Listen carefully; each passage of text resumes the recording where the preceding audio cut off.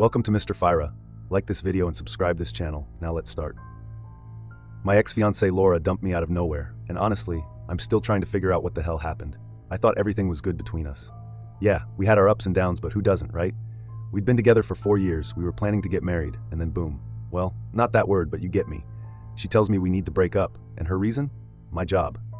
Yeah, you read that right. My damn job at my family's restaurant. Now I get it. My hours are kind of weird. I work evenings, and by the time I'm home, she's already been off work for like 3 or 4 hours. But this isn't news. She's known this since day one. Before we even got engaged, she knew my schedule was all over the place. I work late shifts on Tuesdays, Wednesdays, and Thursdays from 4:30 to 9 p.m. Fridays and Saturdays are a little later, but it's not like I'm never around. We had Sundays, some mornings, and even most of Saturdays before my shift started. I didn't think it was that big of a deal. But Laura? Nah. She starts talking about how we barely see each other, and that I need to find a new job because she's tired of waiting around for me to get home every night. She works from 7:30 a.m. to 6 p.m., so she gets off way earlier than me, and I guess she didn't like having to fill that time alone. I mean, it sucks, sure, but I always thought we were making it work. I even offered for her to work with me at the restaurant. I thought it was a pretty solid idea. We could spend more time together, she wouldn't be bored waiting around, and we'd save up more money for the wedding. But nope, she shot that down quick. Said she didn't feel comfortable working for my parents. Okay, cool, fine, whatever. I respected that. I didn't push it because I didn't want her to feel awkward or anything. But then she kept bringing up my job every few weeks. It was like, when are you going to find something better? Or I just don't see how this is sustainable. It started to get on my nerves because, like, how many times do I have to say I'm happy where I'm at? I love working for my family. The restaurant's been in the family for years. And yeah, the hours are long sometimes, but it's worth it. So one night, she just sat me down and was like, Ethan, I can't do this anymore. I thought she was kidding at first, but nope, she was dead serious. She told me that if I wasn't going to change jobs, she couldn't see how we could ever get married. It totally blindsided me.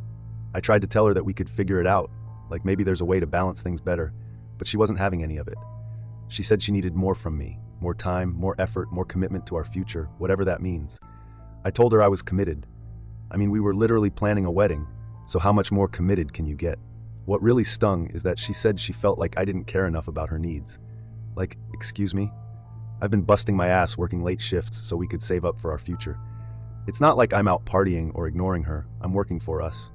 I thought that would count for something, but apparently not. Then she dropped the whole, maybe we should just be friends thing, and man, that was a gut punch.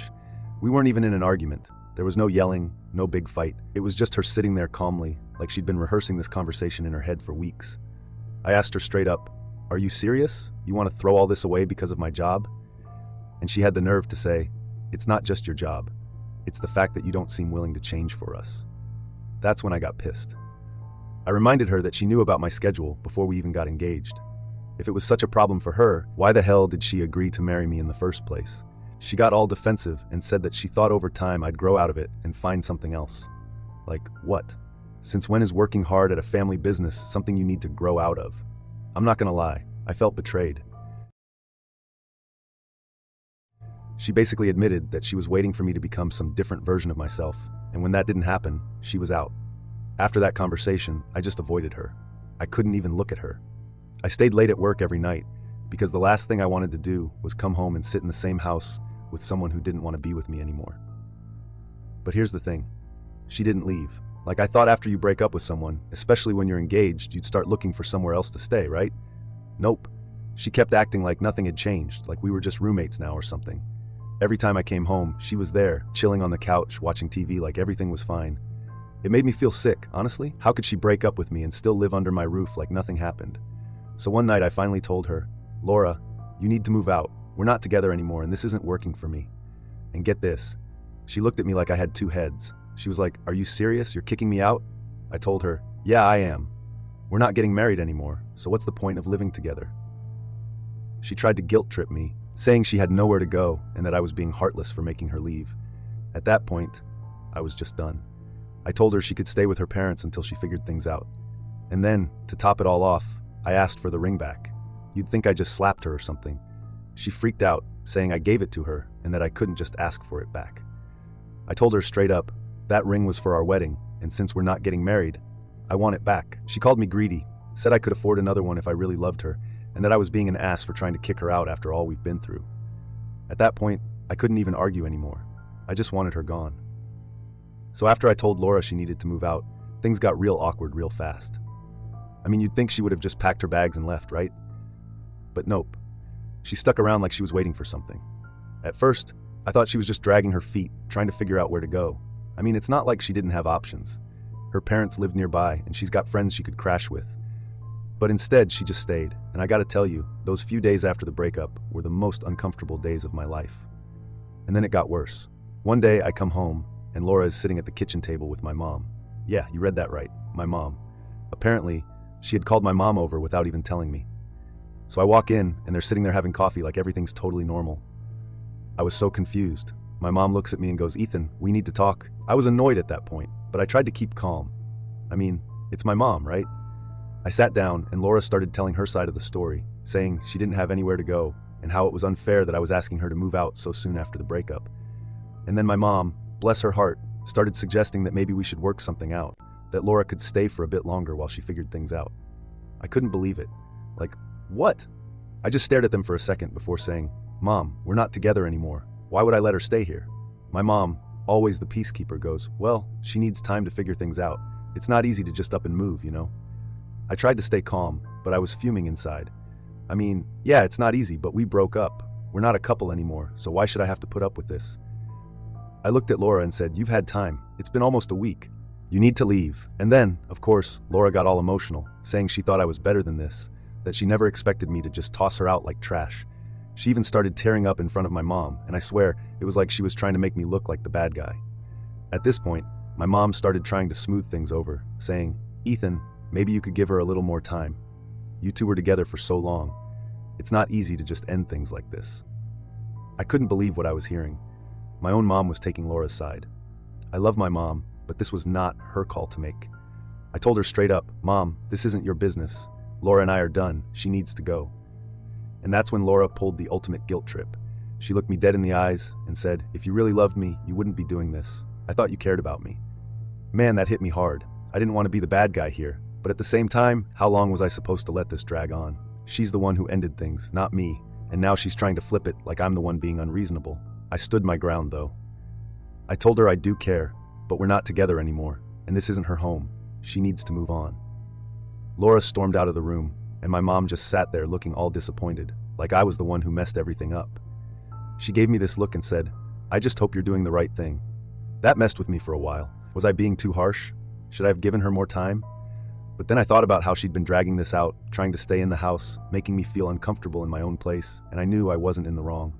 This was my house, my space, and she was just trying to manipulate the situation to make herself the victim. The next day I came home, and Laura was gone. Her stuff was still there, but she wasn't home. At first, I felt this huge relief, thinking maybe she finally decided to move out. But nope, it was just another game. She came back late that night, acting all nonchalant like nothing happened. She didn't say a word to me, just went straight to the bedroom and shut the door. At this point, I was done. I couldn't deal with this anymore. I texted her, telling her she had until the end of the week to get her stuff out and leave, or I was going to start the eviction process.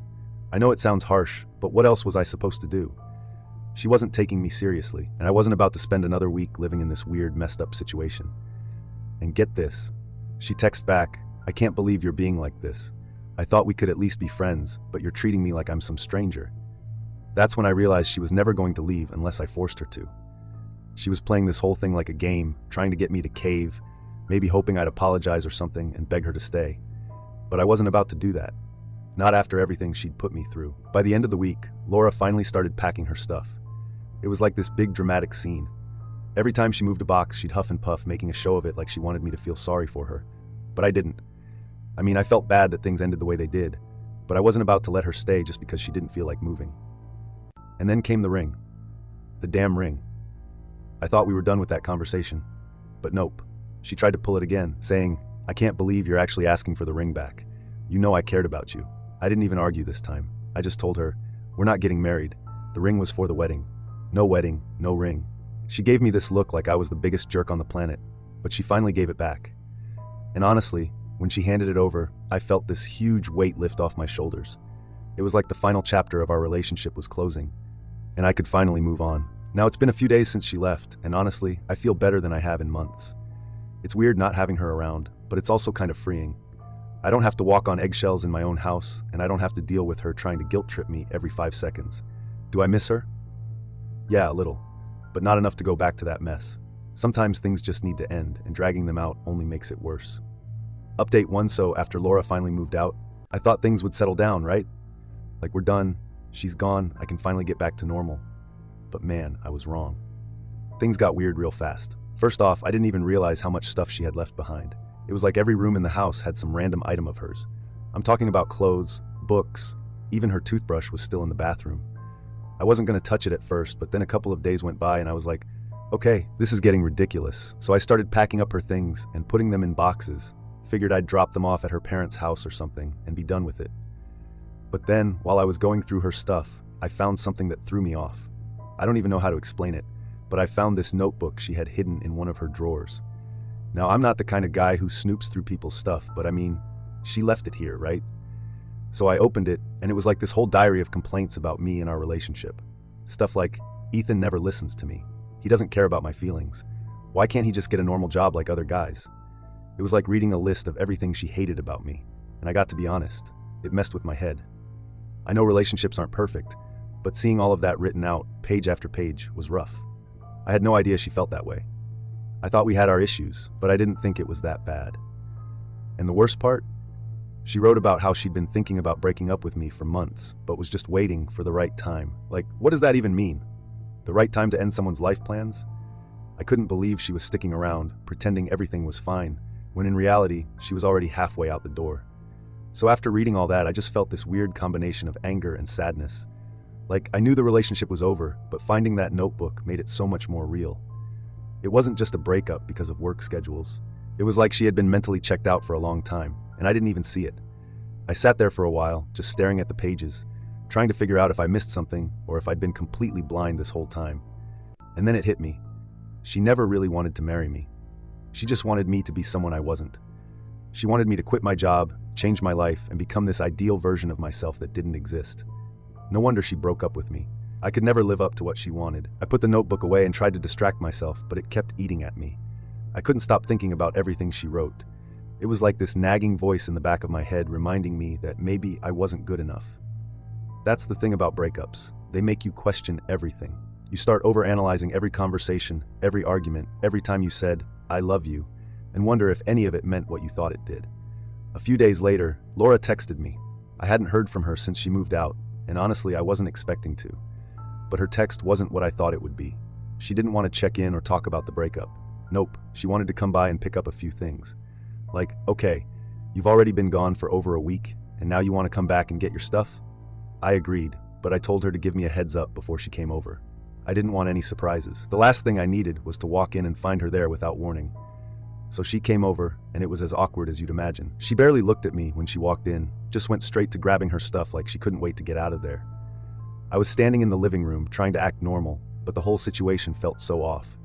Like, we'd shared this life together, we'd been planning a wedding, and now it was like she was just a stranger coming to collect her things. But then something weird happened. As she was grabbing her stuff, she stopped and looked at me. For the first time in days, we actually made eye contact, and she just stood there like she wanted to say something but couldn't get the words out. I don't know why, but I felt like I had to say something. So I asked, "Is everything okay?" And then she said something I'll never forget. She goes, "I didn't want it to end like this."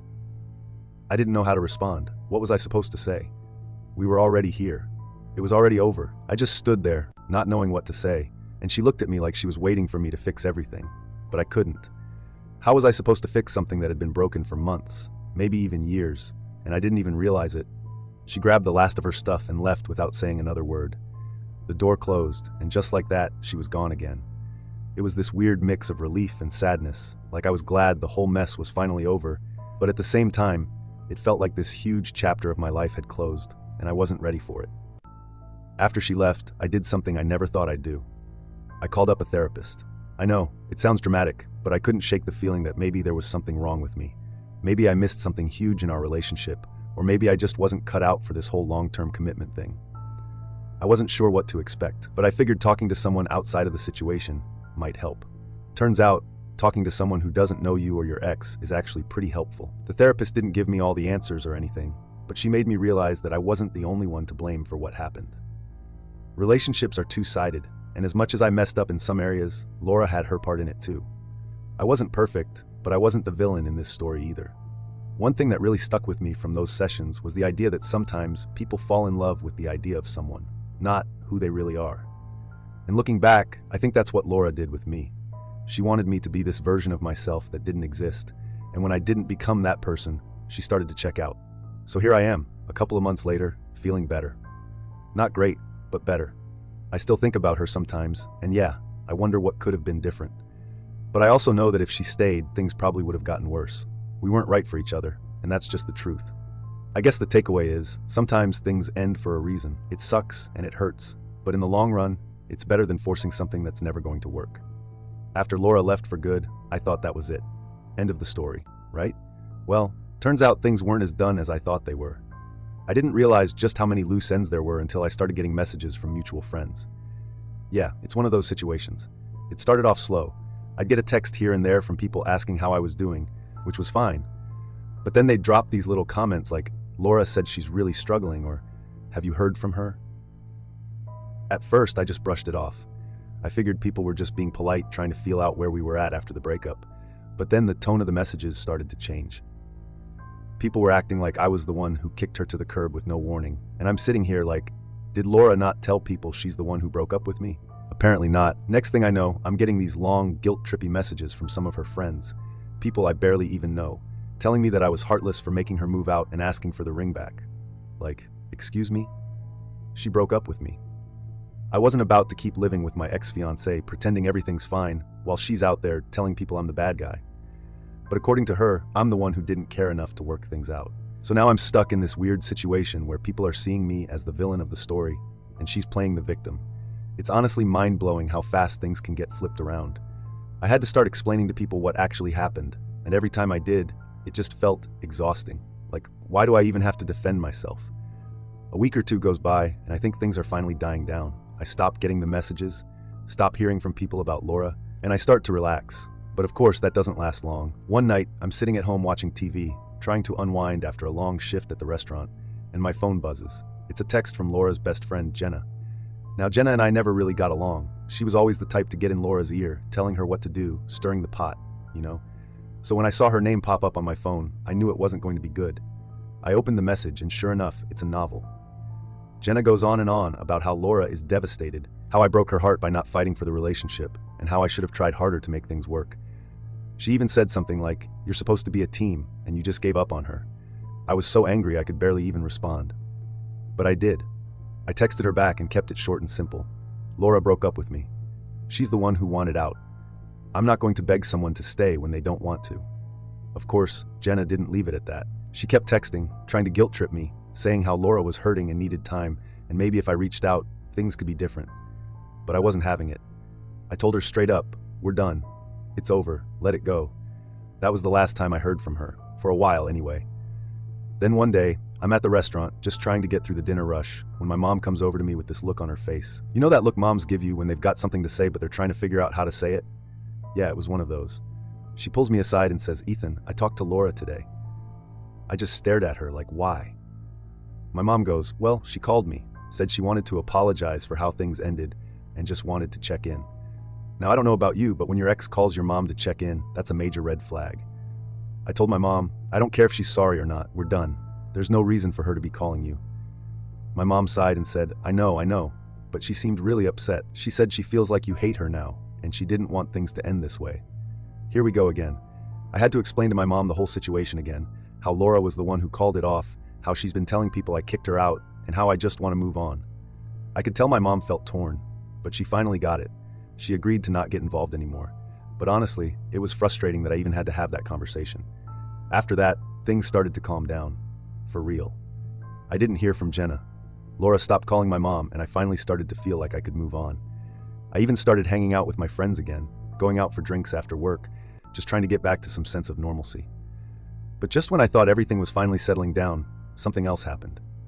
One night, I was at the bar with a couple of buddies when one of them, Mark, pulled me aside and said, "Hey man, you're not gonna like this, but I saw Laura the other day with some guy. Now I'll be real with you.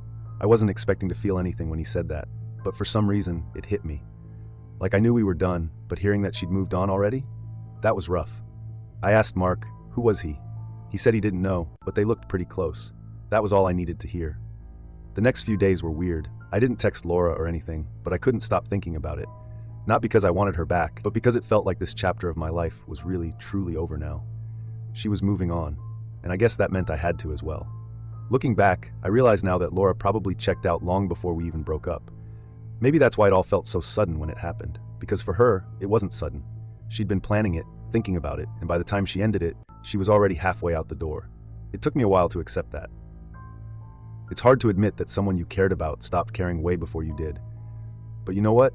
In the end, it's for the best. We weren't right for each other, and trying to force it would have just made things worse. Now, I'm focused on myself. I'm not looking for a relationship anytime soon, and I'm definitely not in any rush to jump back into the dating pool. I'm just trying to enjoy the little things again, hanging out with friends, focusing on work, and getting my life back to where I want it to be. And as for Laura, I wish her the best, I really do. But I'm done with the guilt trips, the manipulation, and the drama. I'm moving on. Update 3. So here we are months later, and I'm finally feeling like I can breathe again. It's been a hell of a ride, and honestly, I'm just glad it's over. But just when I thought everything was behind me, I got hit with one last curve. Surprise. Yeah, because of course something else had to happen, right? So here's what went down. I was at work one day, just doing my thing at the restaurant, when one of our regulars, Tom, comes in. Now, Tom's an older guy, been coming to the restaurant for years, real friendly with my family, always chatting with my parents whenever he's in. But this time he's got this weird look on his face. He pulls me aside and says, "Hey Ethan, I saw Laura the other night." At this point, I'm thinking, all right, whatever, people see Laura all the time. What's new? But then he drops this little nugget. "She was with your cousin Chris." I swear, my brain short-circuited for a second. I'm like, wait, what? Chris? No way. I mean, Chris and I are family. We grew up together. There's no way he'd be hanging out with my ex-fiancée, right? But Tom was dead serious. He goes, "Yeah, man, they were at that new bar downtown. Seemed real close, if you know what I mean." I didn't know what to say. Part of me didn't believe it, but another part of me was like, well, this is Laura we're talking about. So who knows? I just kind of laughed it off and told Tom I'd check it out later. But inside, I was boiling. I had no idea what to think. Why would Chris, of all people, be hanging out with Laura? And why didn't anyone tell me? So naturally, I did what any guy would do. I went straight to the source. I texted Chris that night, asked him what was up. I didn't want to accuse him of anything outright, so I kept it casual, like, "Hey man, heard you were out with Laura the other night. What's going on there?" It took him a while to respond, and when he did, the response was, "Well, let's just say it wasn't what I was expecting." He goes, "Yeah, we've been hanging out a bit. I didn't want to tell you because I knew it would be awkward." Awkward? Awkward doesn't even begin to cover it. My cousin, my flesh and blood, was hanging out with my ex-fiancée behind my back, and he thought it was just a little awkward? I was pissed. Like, beyond pissed. I shot back, "Dude, what the hell? You couldn't give me a heads up?" He tried to play it off, saying it wasn't a big deal and that they were just friends. Nothing serious, but come on. We all know what just friends means, especially when it's between an ex and your cousin. I wasn't buying it, and I told him straight up that I felt betrayed. He started backpedaling, saying he didn't mean for it to happen, that they just bumped into each other one night, and things kind of escalated from there. Apparently, they'd been talking for a few weeks now. Weeks. I had to sit with that for a while. I mean, how do you even process something like that? It wasn't just about Laura anymore. It was about family. Someone I trusted, someone I grew up with, decided it was cool to start hanging out with my ex like nothing was wrong. And honestly, it hurt more than I thought it would. A few days later, I got a text from Laura herself. She didn't even try to ease into it, just hit me with, "Hey, I heard you're upset about me and Chris. Can we talk?" I didn't want to talk to her. I didn't want to hear her excuses or explanations or whatever she was about to throw at me. But at the same time, I needed closure. I needed to know why she thought this was okay. So, against my better judgment, I agreed to meet up. We met at this coffee shop we used to go to when we were still together. Bad idea, by the way. Too many memories. Anyway, she sits down and immediately launches into this whole spiel about how she didn't mean to hurt me, how she and Chris just clicked, and that she didn't want things to get weird between us. I sat there trying to keep my cool, but honestly, I just wanted to walk out. I told her, "It's not about you guys clicking, it's about respect. You ended things with me, and now you're hanging out with my cousin. You didn't think that might be a problem?" She gave me some crap about how she didn't plan for this to happen, that it just did, and that she didn't want to hurt me. But I wasn't buying it. I told her straight up, "You made your choice. You don't get to walk back into my life and act like everything's cool now." The conversation didn't go anywhere. She tried to justify it. I wasn't having it, and we both walked away more frustrated than before. I didn't feel any better, but at least I got to say my piece. After that, I blocked her number. I didn't want to deal with her anymore. As for Chris, We had it out too. He called me a few days later, trying to clear the air. I let him talk, but I didn't hold back. I told him he broke my trust, and that's not something you just bounce back from. He apologized, said he didn't mean for things to get messy, but I wasn't ready to forgive him. Family or not, there's a line you don't cross, and he crossed it. Since then, I've been keeping my distance from both of them. Chris still tries to text me now and then, but I haven't responded. Maybe one day I'll get over it, but right now I need space. As for Laura, she's out of my life for good. I don't know if she's still with Chris, and honestly, I don't care. They can do whatever they want.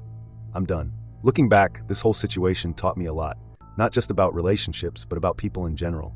You think you know someone, you think you can trust them, and then they go and do something like this. It messes with your head. But at the end of the day, you have to take care of yourself. You can't control what other people do, but you can control how you respond to it. And right now, my response is to walk away. I've got my own life to live, my own goals to chase, and I'm not letting this drama drag me down anymore.